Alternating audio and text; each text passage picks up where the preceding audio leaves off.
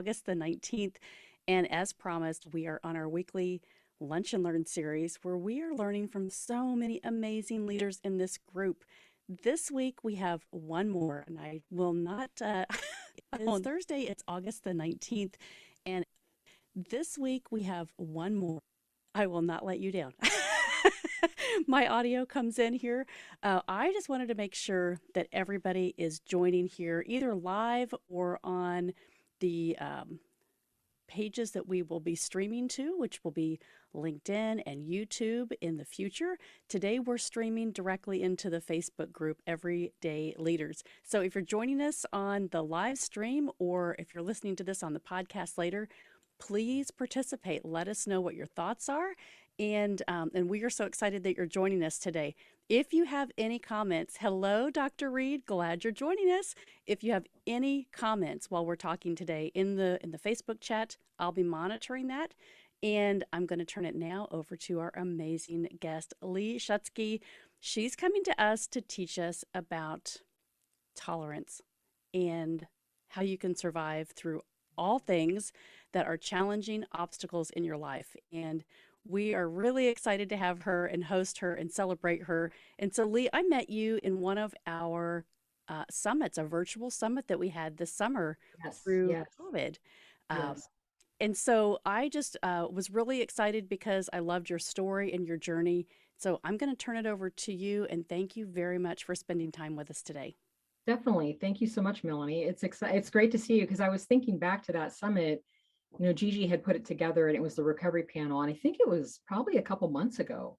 And so I'm looking forward to doing this today. And so for the audience, this is Melanie. I talked about this is going to be interactive. So I'm going to be asking questions during the session and hoping that you guys will be posting your thoughts, your questions, your responses, and that Melanie can read them because learning from each other and realizing that we're all dealing with similar things is incredibly helpful. So a little bit about me. Again, my name is Leigh. My last name is Schutzky. I'm a certified life coach. I actually specialize in helping people solve problems around alcohol and find freedom from alcohol, whether they want to stop drinking completely or they just want to drink less. But what I wanted to bring, Melanie talked about tolerance and everyday skills, because this group is for everyday leaders. I really want to talk about some key concepts that you can apply in your life as an everyday leader, and how you can bring your personal power back and why it's so important. And these are foundational concepts I use with my clients, but I wanted to make it applicable to our entire audience.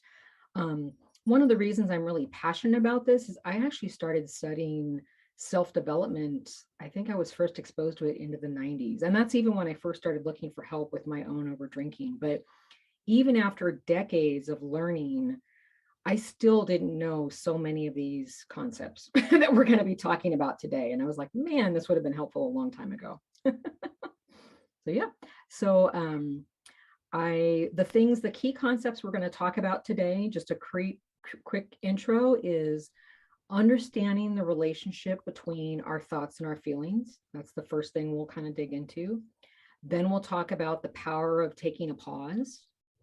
And then the last concept is how allowing discomfort can become a superpower for us. And like I said, these are some foundational concepts that you can apply in your everyday life to create resiliency, better relationships, all those good things. So first off, like I said, I want to talk about the relationships between our thoughts and our feelings. And this is an opportunity for you to answer in the response box. So answer the question, how many thoughts do you think we as people just have a day?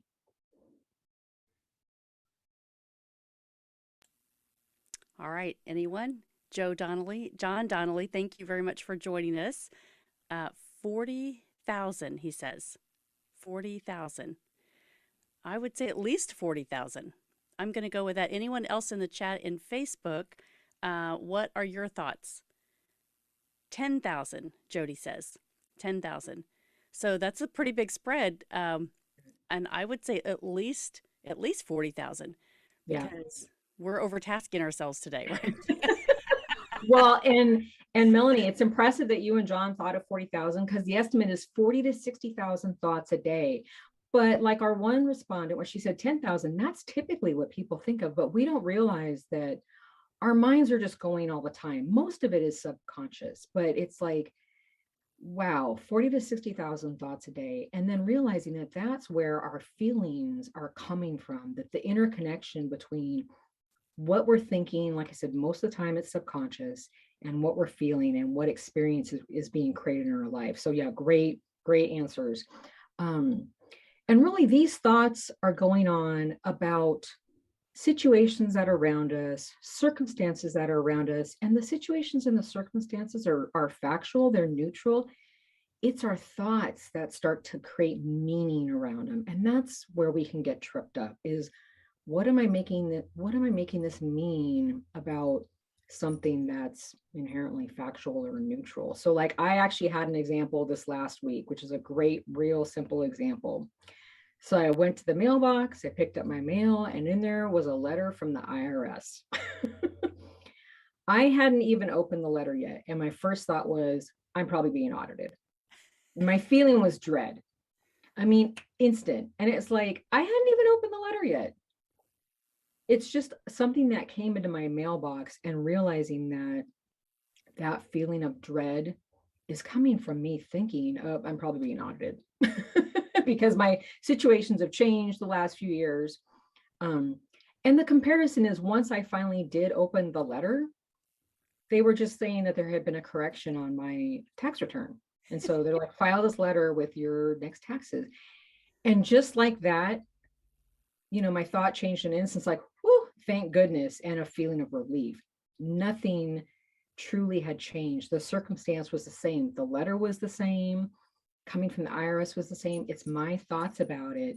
I mean, I could have looked at it and said, oh, wow, there was a correction on my tax return. My accountant didn't do it correctly. I mean, that's another example. So that's just one example of how quickly our experience can change in an instant, and our experience of what we're experiencing emotionally.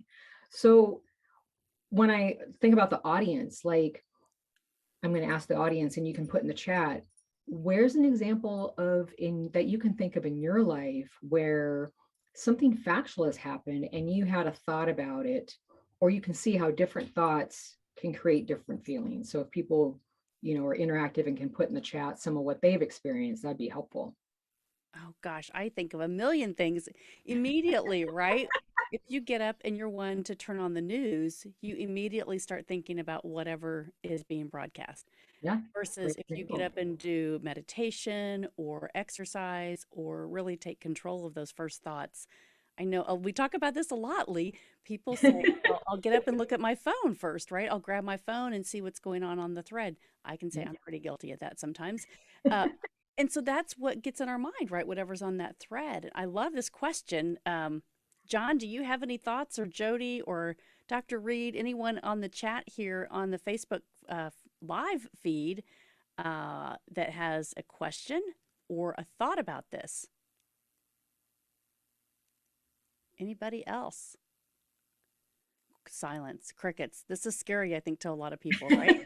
It Well, and is. I'll use that's a really good example, Melanie, you had about turning on the news or seeing what you see in your feed. Another example is, I think all of us have probably experienced this. So let's say something has happened in your life, and the next morning you wake up, and until you remember that event, you're not even experiencing the feeling or the emotions around it. And it can be a positive event, or it can be something that's sad. Like I've personally had experiences where it's like maybe someone passed away, and the next morning I wake up and I'm not even thinking about that, and until I remember that that person passed away, I don't even experience that feeling of like, oh, that's right, so and so passed away, and that emotion of grief. I mean, it can also work the other way though. Like let's say you attended someone's wedding, until you think about it the next morning, you don't even remember or feel the joy that you experienced at that wedding.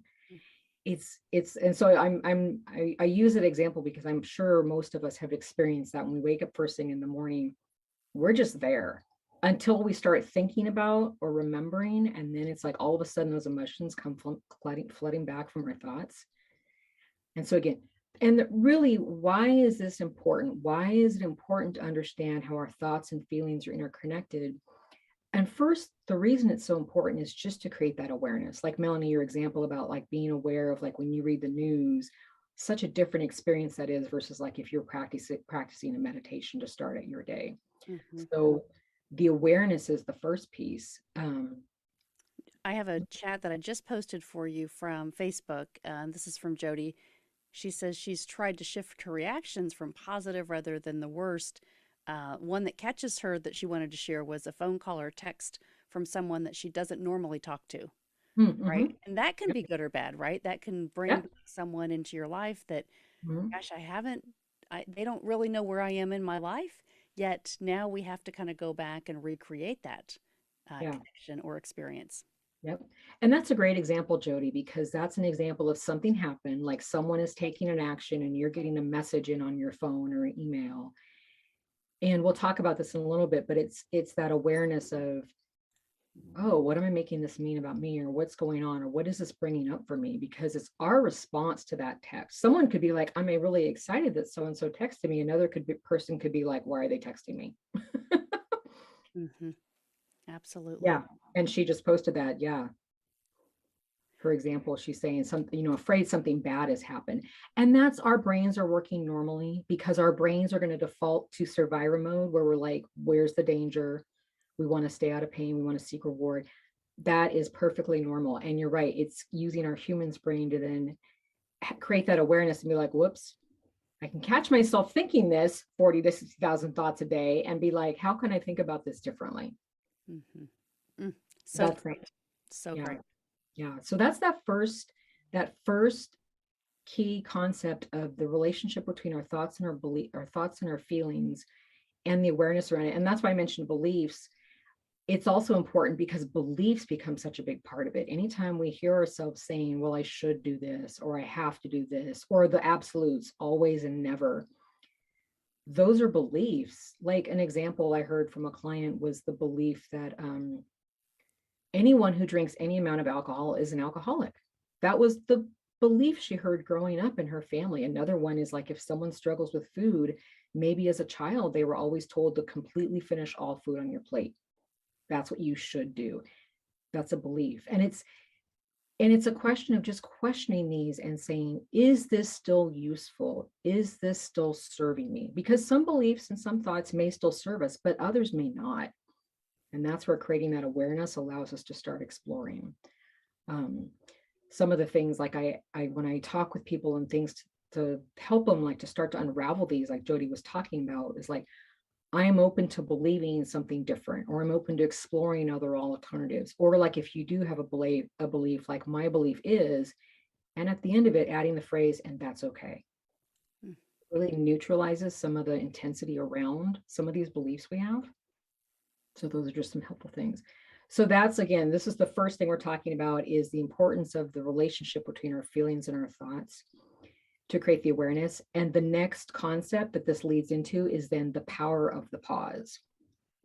And so the pause is really the pause between what we're thinking and feeling and an action. So again, you can raise your hand or comment in the chat. Have you ever been in a situation where you've like fired off an email or a text, like almost like a knee-jerk reaction? How many of us have done that? I have. Yep. Anymore, it's look at it, read it 3 times, and then walk away, come back, and decide, Exactly. should I really? And it's about the audience, right? Because when you get so emotional, you want to get out whatever it is. And Mm-hmm. so I Yeah. started to keep like a journal next to my computer. And I just try to write maybe the theme or the topics down and get that Mm-hmm. out, because then it's written. Then I can Mm-hmm. kind of journal about why I felt that way, uh, Mm-hmm. and then go back, right? But if you are in an email and you just, okay, let's send it, that can be scary. Yeah. Well, and it can be regrettable. Like I, similar to you, Melanie, great practices that you're doing. Like what I started doing, like before, one of the organizations I worked with, we communicated a lot via email. And so if something would come in from like an end user, a problem, like something with the system, the software system, I would like, okay, craft my email and then I'd let it sit for 24 hours. So like that 24-hour rule. But even like right now for us, if we're not used to creating that pause, even just the concept of learning a short pause between that feeling what I'm feeling or that thought and that knee jerk reaction. And so that's even where a lot of people can start. Like Melanie, you've already got a practice in place, which is great, where you're like, if something comes in, I can sit here and I can journal about it, or I can write it down and really explore this before I respond. Like I said, for me, I know I'll maybe draft something and then I'll wait and I'll just let it sit. But for people that aren't used to this, just even catching themselves and creating that space for the pause between the feeling and the action gives It a is. little space to that. It's so importantly, I think of all the times that before I practice this, right? You think about, okay, so what happened next, right? So when you didn't do something and take a pause, Hmm. what was actually the outcome? And it's Yeah. probably not good Yeah. because you're emotionally connected to whatever has just spurred you on to say, well, I need to react, I need to respond, I need to defend whatever my emotion is being triggered by. Hmm. And so this is really important. If people can get this lesson down, I think here we can really help improve our communication, uh, Hmm. and be just more confident, right? And that's why I love that you're talking about this. So Yeah. many of us need help in this area, and it's you have to practice it. It is Yep. intentional to be able to, take that pause. So Mhm. yay, raw! I love this one. Yeah. Yeah. And you're right. You do have to practice it. It's like a skill, like learning to ride a bike.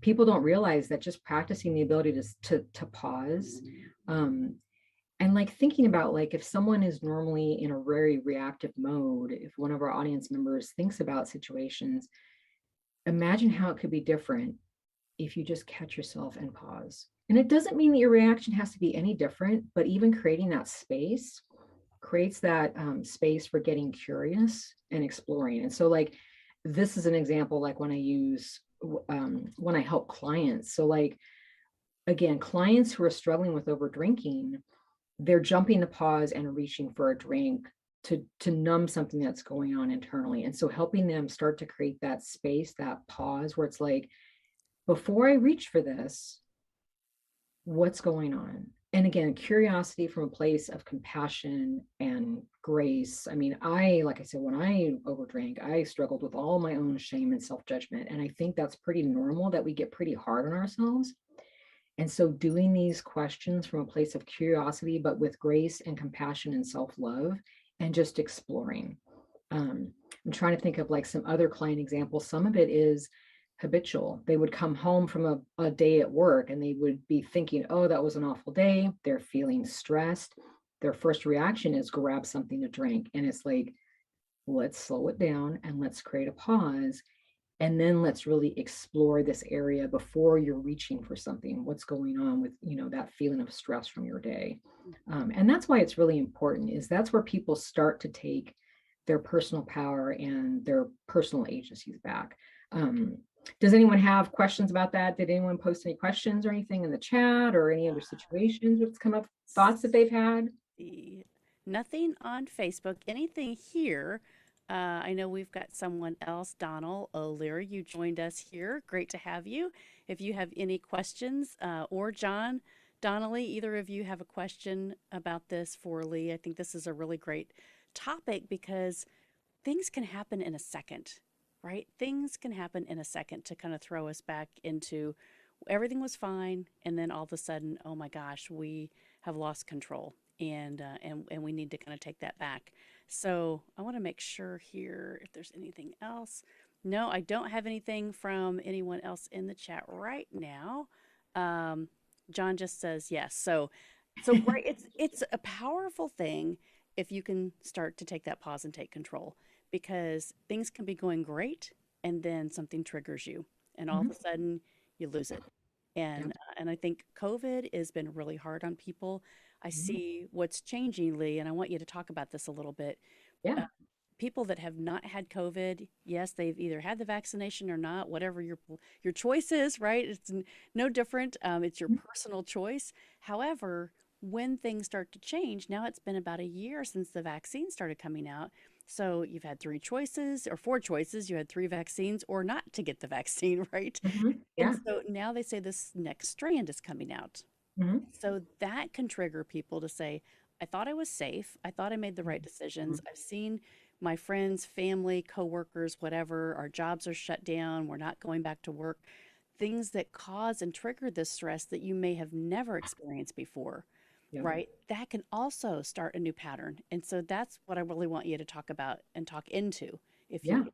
Yeah. That's a really great example, Melanie, because I think speaking from personal experience, the message, the message that I live in Oregon, Southern Oregon. So the message we were getting out here in the West was, okay, we're getting through this. Let's say our county vaccination rate had gotten up. So the state reopened a couple months ago. And then, like you said, as the Delta variant has come in, things are changing. But my experience is it's really just how I was thinking about it and what I was expecting. And again, granted, we're getting communication and messages from news media, government, health, but it's that same thing of they can say something and everyone can interpret it differently. So if I was expecting, hey, everything's going to be opened up in a week, but then things were only opened 50%, I might feel really disappointed. But if I was expecting, no, things are only going to be opened up 25%, regardless of what they said, my expectations, my feelings would be a lot different. And you're right, it's it's how we perceive the information that's coming to us and making our personal choices. And it's not about one of the things that I, like I said, when I first started studying self development, was the concept of like positive affirmations and motivational affirmations. Those are great, but the challenge is we can't thought swap into something we don't believe. Mm, If an affirmation isn't believable, it's not going to stick. And so, helping people ladder up, like I use the concepts of like bridging thoughts or like laddering to get to something that's believable, because that's the thing. If someone just tries to thought swap into, oh, everything's going to be okay, it's all fine, it may not be believable for them. And I had a point when I was talking about the virus, but but I guess that's the thing. We can't necessarily positively think ourselves into something if we don't truly believe it yet. So there we can ladder ourselves up and we can change our beliefs over time. But it's like the example of um, let's say someone is like, I hate, I hate how I look physically. I hate it. They're not going to be able to thought swap right into I love myself. So helping someone ladder up through those challenging thoughts and working toward the future and getting in there. Um, yeah, yeah, that's a classic example of like, this is news that we're getting.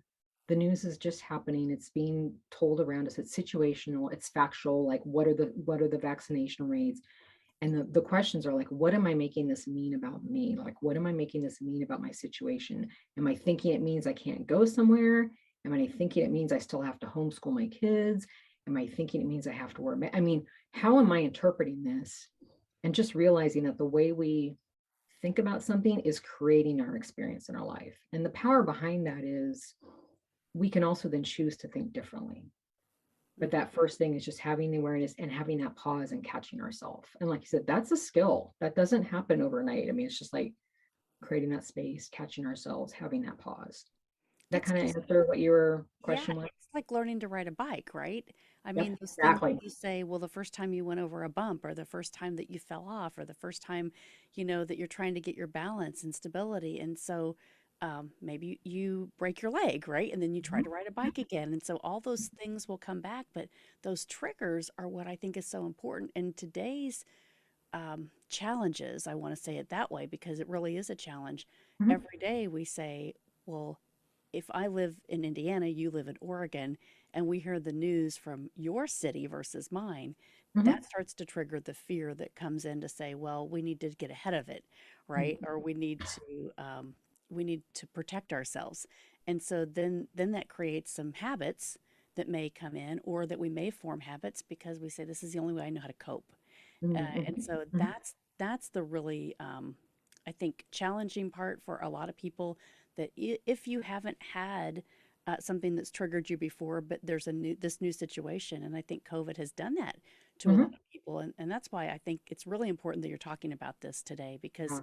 people Yeah. need to know that there are solutions, and Mhm. that there are strategies that they can use that could really help Yeah. when they feel Yeah. this way. Well, and your example right there, when you were talking about it, like we need to protect ourselves. It's just a thought. And so realizing that I'm thinking I need to protect myself. Well, what feeling does that generate when I think that? Does it generate a feeling of fear or anxiety versus, and it's not that the thought is wrong, but it's, is that thought useful or is it serving me? And if Right. it is serving me, great. Like, it's like, yeah, I do want to protect myself. I do want to mask up. Okay. But if it's like, oh, now I'm feeling afraid and I don't want to go outside of my house and I'm totally changing my life and creating this net negative result in my life, then maybe it's not a useful thought or not serving me. And so again, it's not that the thought is right or wrong or good or bad. It's, is it serving you? Hmm. And we can do that with anything we're thinking, because truly, again, the news that's coming at us is just factual. It's just being reported by somebody, whether it's, again, the media, the health, it's how we're thinking about it that's creating our emotional experience in our lives. Well, and just to this example, I mean, I've just experienced this, so I want to speak into it because I think Yeah. it's a valid point where so many of our friends or family may have been traveling, Mhm. right? They may have been traveling because they say, oh, it's safe. I'm going to protect myself. I'm going to wash my hands and wear my mask or not wear my mask, whatever, right? Stay Mhm. 6 feet of distance. And yet that may trigger family members to say, I Mhm. don't want you to come around me. And Mhm. so the social distancing that we've had, maybe in our inner circles that we've Mhm. normally had to help us cope with situations, maybe we haven't been able to even experience over the last 18 months, maybe 2 years, right? So, Mhm. this is a real issue that I think we need to get a hold of to figure out what the triggers are and then being able to stop back and have that perspective, like you said. Yeah. Is it Yeah. really something that's going to affect me, or is it something that I can, try to think through Mhm. and create a better solution for? So, Mhm. Yeah. Well, in using the example of family, let's use the example. Let's say that a family member says, um, I'm scared. I don't want you coming around. I'm just nervous. I'm just anxious.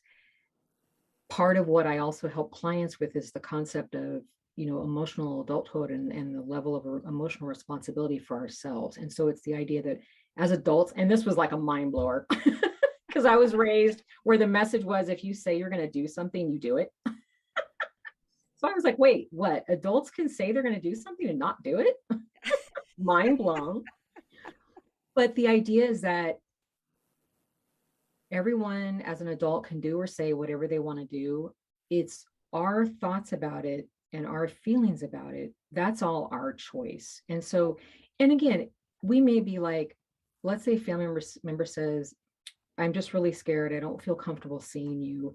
I may feel sad because my thought is, I want to see so and so. I miss so and so. And again, it's not that we're trying to switch out of that thought, but just acknowledging that we're thinking that and it's creating a feeling of sadness. But we can also think, I love so and so and I can call them on the phone, or I respect so and so's decision and I'm going to, email them. I mean, again, it's just really catching that our responses really first come from our thoughts and our feelings before we even do an action. And so, again, this is really just where creating that awareness and that pause. And like you said, these are skills most people don't practice. It truly, I mean, it sounds really straightforward, but it's like, our messages, our messaging are just like react, react, react, react is what we hear from society. right. And so getting rid of the noise, right? That's part of it too. I think having a strategy to say, when this does trigger me, what do I do? How do I pause? And then being Exactly. consistent in it. Uh, Mhm. and that's where I find a lot of my clients are struggling right now is developing that consistency because everything in their environment has changed. Yeah. Kids are home, offices have changed, we've moved furniture around, we've moved houses maybe, right? Yeah. Marriage or divorces, babies, right? All this stuff has changed and Mhm. and so we're trying to figure out what new normal looks like. So I love this. Number two, I love it. Yeah. Yeah. Well, and that's the thing. And it segues into number three, which is, and this is really where I spend the most time with clients, is feeling discomfort can become our superpower. And I want to talk a little bit about that. So, like we said, our first thing was understanding how our thoughts create our feelings, which then create the results we get in our lives. That was the first thing we talked about, the first foundational concept. And then that power of the pause. The piece about feeling discomfort is really sitting with the emotion that we're experiencing. So here's a question for the group that they can post. So how long do you think a feeling typically lasts, like time? So this is a question for the group. Mm. Let's see if we can get some ideas back here. Anybody that's responding, watching? Let's see. John or Donald in the chat here. Anybody have a an idea how long our thoughts last? Actually, our feelings. How long our feelings last? Uh, okay, we have crickets. I think they're scared. We've triggered them. Melanie, do you have a guess? Oh my I'm not God. sure putting you on the spot, Our but feelings last. yeah, just I would say, I would say a long time. I would say 10 minutes. okay. Well, the estimate is 60 to 90 seconds. Oh my God. But but if there's one that you're really struggling with, it can be up to 10 minutes. But generally, most feelings last 60, 90, a couple minutes, 60, 90 seconds or a couple minutes max. Wow. That Yeah. is powerful, right? Yeah. Knowing that you can change your feelings within a couple of minutes. Yeah.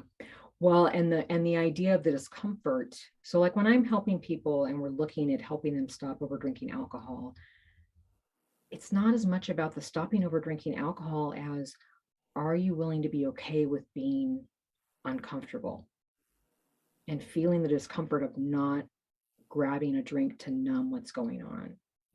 And like I said, this is like a superpower. Like, and the reason it's so important is when we realize that the worst thing that can happen is feeling a feeling, and we're okay with it, and we can sit with it, and we can get to the other side, we become unstoppable. We really do. And this is where it's that thing of the pause allows us to get curious and ask questions to really explore, okay, why am I feeling anxious? Why am I feeling stressed? What's coming up for me? What am I making this news story mean about me? Or what am I making what, like you said, a family member, when they said, I'm scared, I don't want to see people, what am I making that mean about me? And doing those questions from a place of curiosity and awareness and compassion, not from self-judgment. And I had to release a lot of, like I said, I had tons of self-judgment. So really learning to just get curious and just really explore and help uncover things. Because also when we ask ourselves when we ask our minds powerful questions, we'll get back powerful answers. I love that. 60 to 90 seconds, and I Yeah, hear I say like, well, it stays with you. Knowing that it's only 60 to 90 seconds, that is powerful in yeah, itself. Like if yeah. I can just pause for 2 minutes, Mhm. Yeah, if yeah. I can find a And strategy where I can pause for 2 minutes, I can get back to that plumb line, right? That baseline. We've been talking about all these things in our morning devotional about the plumb line and how you just get mhm. back centered. Yep, That's powerful. yeah. And so many people, I think their fear is you'll hear clients talk about this where they'll be like, I'm afraid if I sit with the grief, like the grief of loss or pain or fear, or if I start crying from this emotion, that it's never going to stop. And they're afraid of it. And part of it is also societal messaging that tells us if you're not happy 100% of the time, something's wrong and you should be drinking or you should be eating or you should be shopping or you should be going online. And there was a question there. Oh, yeah. And that's part of what I'll talk about. Yes. Yeah. Yeah. Good question, Donald. Um, so do you want to read that question back? Because I'll talk about part of how that fits into exploring. This is the one from Donald. Yeah. He says, is it the rejection of it or of it that reinforces the feeling? So, is it the rejection of the problem that reinforces the feeling? Yeah.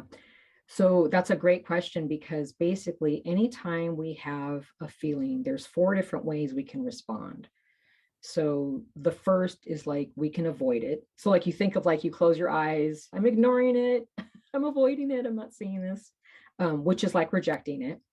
Another one is resisting it. Like you think about like, oh, I'm resisting this, I'm using willpower. And willpower is finite. And that's why willpower is not sustainable for the long term. So avoiding it, which is rejecting, willpower, which is resisting, um, allowing is the sitting with it and allowing the feeling. Um, the other one is actually like just reacting and giving in. So like if someone just, I feel this pain, I feel anxiety, I'm grabbing a drink, and that's just reacting. And so the concept of sitting with it and exploring, like the analogy I love to use is like the idea of trying to hold a beach ball underwater. If you've ever tried to hold a beach ball underwater and how hard that is, that's like resisting, resistance, resistance, resistance, resistance. If you just let the beach ball, like let it go and let it come up to the surface, that's that concept of allowing and sitting with it. And I love the analogy of like being in a pool and being surrounded by beach balls, because every beach ball is a different emotion, and just being like, I'm okay, I'm here. This is part of being human. This is the 100% of our human condition, is this full spectrum of the emotions we have, whether they're comfortable or uncomfortable. And once we learn we can feel anything and we're still going to be okay, like I said, then we can accomplish anything we want. And it's really allowing that spectrum of emotions. Like I said, society basically says, you'll hear messaging a lot. If you're not happy 100% of the time, something's wrong with you and you need to numb that. And realizing that feeling pain and grief and loss allows us to feel joy and compassion and love. And again, life is 50-50. We're going to have the balance of emotions. It's like a color palette. Another woman I did an interview with, we were talking about like the palette of emotions, like a painter who's got their palette of colors. And that's how you paint a full canvas of life, with all the colors, or like a box of crayons. And it's that same thing. If you learn that you can just flex on this spectrum of emotions, and like you said, Melanie, sit with it and allow these feelings. Maybe it's like, oh, this is an uncomfortable feeling. Where's it coming from? I'm going to sit here and explore it. What's going on? What am I feeling? What am I thinking? That allows it to process through and release it. And so that's a huge, huge skill. Um, I want you to speak into this. This is a Mhm. question that I have, right? Yep. So Yeah. I teach a lot of my clients is, the law of meeting people where they are. Mhm. This is really hard it's hard for everybody, right? Because we say, well, if they could just see it my way, if they could just do this, everything would be great. Or we Right. go into a new environment, right? So we start a new job and we say, oh, there's 5 people in a boardroom, 4 people are great. If we could just take this one person out, it's Yep. always that one person. Yep. Um, yeah, here's the thing, right? So if we can learn to meet others where they are, instead of when you very started this show, you started about expectations. Mhm. So if we can lower our expectations and say, great, I know what I believe, yet Mhm. if I can have the compassion for another person to say, whatever they're going to bring to the table, I'm going to put my mentor, John Maxwell, says, put a 10 on everybody's head, right? Yeah. Walk into Yeah. that room saying, well, I know there are 5, so I'm just going to give them credit to not even contribute. Yet if we put a 10 on their head and we say, I'm going to accept them as they are and I'm going to give them the grace, Mhm. then that stressor and that window of opportunity for us to, 60 to 90 minutes, I have this feeling of I can't take them in this room. Then we can control that, right? Because there's a lot of things happening in our lives today that we say we're Mhm. we're going to be exposed to that maybe we hadn't been exposed to before. Yeah. So learning kind of like, okay, no, lower your expectations, meet that other person where they are for what they're going through at the time. And I think this is a strategy as we all kind of get back to being in the same room together. Mhm. That I've found that people are asking about, like, what am I supposed to do when that person that I know has been driving me crazy on Zoom, now I got to face them in the boardroom. Or they're going to have social events back out together, right? And Mhm. so now Yeah. you talk about the influence of adult beverages, right? Mhm. When you're out together in these social environments. So speak into that just a little bit for us. Yeah. Well, and I don't even view it as lowering expectations. I just view it, like I said, that concept of like, wait, adults can do what and say what they want and it's okay. And just realizing that each of us, we can do or say we want. And I love how you're saying the analogy of like, you're choosing to view each person with a 10 over their head. And you're like, I'm going to make this intentional thought to create this intentional experience in my life. I want to do this. And you're right. Someone else may be like, ugh, this is going to be miserable. I have to work with this person. That's just a thought. Ugh, this is miserable. It's just a thought. And again, it's not thought swapping into something they don't believe in, but it's just catching that when you're thinking that, I don't want to work with this person, not you, but when someone is thinking, I don't want to work with this person, they're creating their own emotional experience around it. Mhm. And realizing that, like, I can ask somebody to do something, whether they do it or not, doesn't affect my emotional experience. My emotional experience is not dependent on whether or not someone does what I ask. My emotional experience is on how I choose to think about it. Mm. And that's where we take our agency and our power back. And like you said, even if we're at social events and someone else is over drinking alcohol, if someone is feeling something, it's like that's where that question of what am I making this mean about me? Mhm. And just turning inward and really exploring it. Because again, that person over there is going to do what they're going to do. What am I making it mean about me? What are the thoughts and the feelings that I'm dealing with? Because I've also talked with people who are family members of people who over drink alcohol. And it's that same kind of concept of not tying our emotional lives to something else that's going on around us or going on outside of us. So I don't know if that helped, but it's your analogy is very similar of like going into a situation and being like, everyone's a 10. We're all worthy because we're humans. We're, a lot of people talk about like, I don't feel worthy anymore. And it's like when a baby is born, they're 100% worthy. We're always 100% worthy because we're human. And that message, we lose that message over time, or it's like taught out of us, like in school and grading systems. And like I said, from families or from society. So much of this are stories that we've been told and like unraveling these limitations that we hear, these stories. Mhm. So does that kind It's of answer what you were? Yes, yes, it's so important because, I think we could all think of a situation right now where we say during the last 18 months, you haven't been able to react the way that you would want to because you've had these, social distancing. You haven't been able to be in the same room to help with problems, right? Maybe your kids or your parents or your grandparents or your nieces and nephews that are struggling with things, and so it stresses you. You have these triggers that come in and say, well, if I could only be there, then things Yeah, would be different. yeah. Yet we have to figure out a new way, right? We have to figure out a new way. And so I love these strategies that you've given. I've put them here in Facebook. Mhm. Um, the thoughts create our feelings, the power of the pause, using our discomfort for our superpower. Yeah. And the four things that I collected here, the four ways to respond to a difficult situation: reject it, resist it, allow it, and react to it. All right. Those are kind of your Yeah. four And pillars. allowing is the way to release it. So like your thought that you said is, um, oh, you had it. If I could do XYZ, or if this wasn't, and again, it's not even realizing it's a thought and what feeling is that creating for us.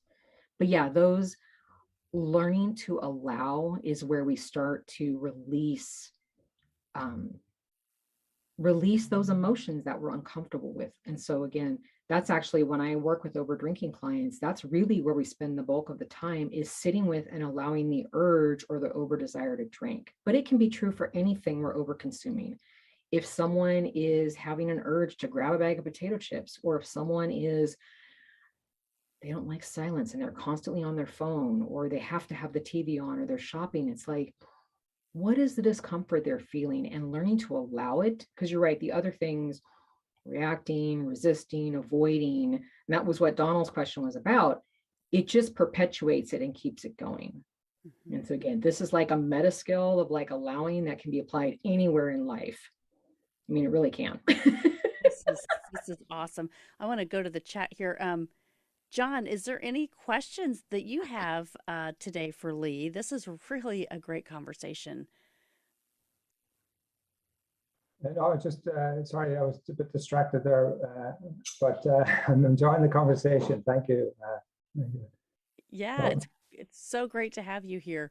And I know Donald, you're having a little bit of trouble on the video side, but yes, if you guys want to go back and watch this on in the Facebook group, Everyday Leaders on Facebook, you can join that group. You can rewatch this.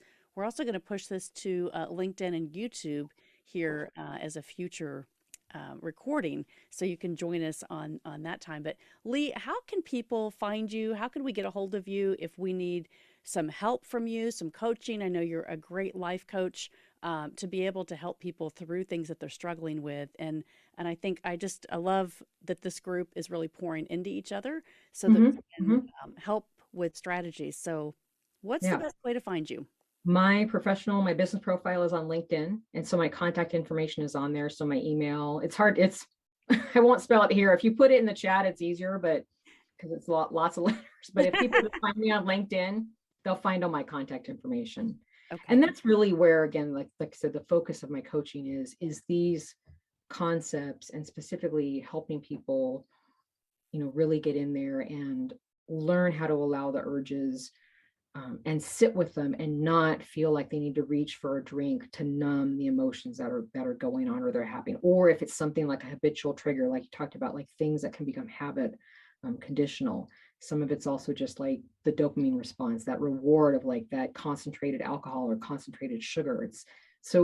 It's really helping people explore it. And the last thing I want to add is just the concept of course correcting. This is huge. Like when we start to catch ourselves, a lot of times we're like, oh my gosh, why was I thinking that? And we'll beat ourselves up. And it's like, it's just the concept of course correcting, like a captain of a ship, like a ship, a seagoing vessel. When a wave hits them, it's not good or bad, it's not positive or negative. They just course correct. They're like, okay, wave hit me off course a little bit, or the tides changed. I'm just going to come back on course. And it's that constant idea of just like 1% incremental changes and just course correcting and doing it from not beating ourselves up, but doing it from that grace and compassion, because we're human, we are people. And we have, like I said, 30, 40 to 60,000 thoughts a day. Our brain is doing its thing. Oh my gosh. Yeah. I Yeah. love that. Such great strategies. This has been so greatly. I want you to come back. Oh, that would be awesome. Well, I know there's so many things that we could continue to talk about. Yeah. Yeah. And so I think this is just great when people watch this first one and really say, like, I'm dealing with this. Or if you have a question for Yeah. Leigh, please put it hashtag replay in this chat here or when it goes to LinkedIn and YouTube. Please ask your questions because this is really, really important. And so figuring out how to strategize in your Mhm. life so Yeah. that you can be successful. It could be the one thing that you're struggling with. Yeah. This is why you get a coach. This is why Yeah. you get someone to say, hey, I've been there. I have systems that work that can really help add value to your life. Yeah. So Yeah. And that's that's a great suggestion, Melanie. If people have questions, that they can type them in, because I do written coaching as well. Like when I'm following up with clients, I'll do some additional written coaching with them. So for sure, it's helpful to really read something and be like, oh, and ponder it. So yeah, if people have questions, totally, they can post them. excellent. That'd be Well, awesome. Yeah. you're in this group, John, Donald. If you're not in the Everyday Leaders group, please join us and add value. If any of you that are watching this or in the group, if you still have not registered, if you want to teach something this year for the Everyday Leaders Speaker Series, you can do that every Thursday at noon. We meet right here. You can join on the registration link, join us in the Zoom room, or you can follow the feed on Facebook. And we're happy to take any training, any expert training that you have that you want to share about your business, about your life, about your experiences, because we are here to help you strengthen your life as leaders. So to do that, we've got to start with us so that then we can build our community that we're serving, our families, our jobs, and those that we love. So, Leigh, I want to thank you today for joining us. This has been just absolutely wonderful. It's so great to know you, to have you Yeah. in this tribe. And again, everybody, if you have questions, please hashtag replay on here and ask your questions, and we will get back with you on that. So, Donald, John, thank you very much for joining us as well. And Leigh, thank you again very much. Thank you, Melanie. It was great seeing you. This was awesome. Yeah, this was really great. All right, Thank you. have a great Thanks, week, thanks for the invite. Thank you. yes, absolutely. Thank you so much. Have a great weekend, everybody. And don't miss next week. We're going to be talking to Steve Gamlin about vision boarding. Oh my gosh, I'm so excited. So I think that's the next one coming up. We've got so many great speakers coming up for the rest of the year, but this has been wonderful. Go back and watch all of the notes in here and find a strategy that's going to work for your life. Don't let things trigger you.